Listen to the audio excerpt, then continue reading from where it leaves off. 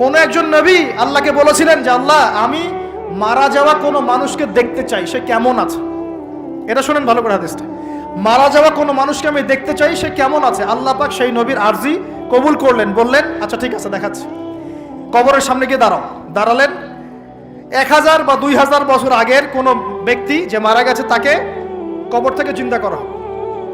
নবী দেখছেন এবং সে ভয় থরথর করে কাঁপছে, এখনো ভয় থরথর করে কাঁপছে। নবীজি আমাদের নবী নন, অন্য কোনো নবী তিনি। সেই নবী বলছেন যে তুমি ভয়ে কাঁপছো কেন, তুমি কত বছর আগে ইন্তেকাল করছো, কি তোমার হালচাল বলো আমাকে। সেই ব্যক্তি বলছে আমি আজকে থেকে 1000 বা 1500 বছর আগে মারা গেছি।